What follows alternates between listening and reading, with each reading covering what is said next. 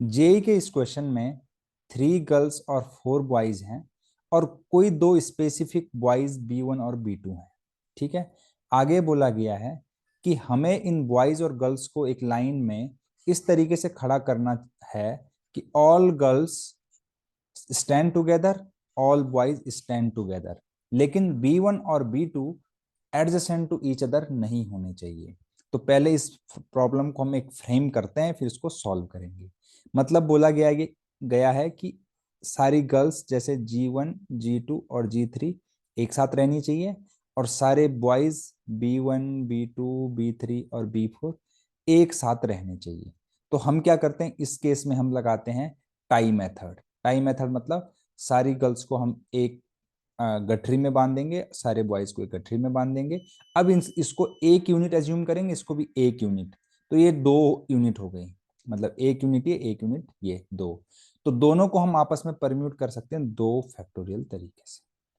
उसके बाद देखिए, क्योंकि इस वाली यूनिट के अंदर 3 गर्ल्स हैं, अगर मैं इसको G1, G2, G3 बोल रहा हूँ, या G1, G3, G2 बोल रहा हूँ, या फिर G3, G1, G2 बोल रहा हूँ, ये सारे अलग अलग केसेस हैं, ये सारे अलग अलग परम्यूटेशन है एक लाइन के रिस्पेक्ट में। तो मैं इन 3 गर्ल्स को 3 फैक्टोरियल तरीके से परम्यूट कर सकता हूँ। उसी तरीके से क्योंकि इसमें 4 बॉयज हैं, तो इनको भी मैं परम्यूट कर सकता हूँ, लेकिन इसके अंदर एक कंडीशन है कि B1 और B2 एडजेसेंट नहीं होने चाहिए। तो यानी कि B1 और B2 अगर एडजेसेंट नहीं होने चाहिए तो हम B1 और B2 पर गैप मेथड लगाएंगे। तो गैप मेथड कैसे लगाते हैं, ध्यान से देखिएगा। हमने पहले B1 और B2 को क्या कर दिया, साइड कर दिया। अब हमारे पास बचे 2 केस जिसमें B3 और B4 है हमारे पास। तो हमने B1, B3 और B4 को कितने फैक्टोरियल तरीके से बिठा सकते हैं, 2 फैक्टोरियल तरीके से। ऐसा करने पर 3 गैप क्रिएट होंगे, एक यहां पर, एक यहां पर, एक यहां पर। क्योंकि B1 और B2 को हमें साथ में नहीं बिठाना है, तो हमने क्या करना है, B1 और B2 को इन 3 में से किन्हीं 2 गैप में बिठा देना है। यानी कि B1 और B2 के बीच में कोई ना कोई बैठा हुआ होना चाहिए। तो जैसे B1 को यहाँ पर और B2 को यहाँ पर बिठाऊंगा तो B4 उनके बीच में आ जाएगा। अगर B1 और B2 को यहाँ पर बिठाऊंगा तो B3, B4 उनके बीच में आ जाएगा। उसी तरीके से B1 को यहाँ पर और B2 को यहाँ पर बिठाऊंगा तो उनके बीच में B3 आ जाएगा। इसका मतलब कोई ना कोई उनके बीच में बैठ रहा है। तो इसलिए मेरे पास टोटल 3 गैप है, 3 में से 2 गैप मैं चूज करूंगा।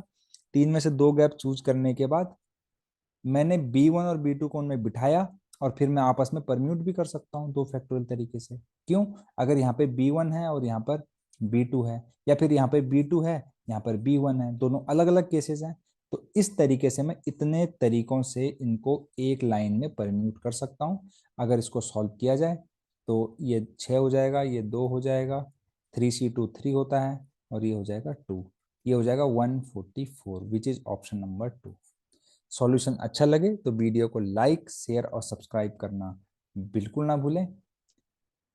आपका कोई भी डाउट हो तो आप कमेंट सेक्शन पर कमेंट करके अपना डाउट जरूर पूछिएगा, मैं डेफिनेटली आपके क्वेश्चन का आंसर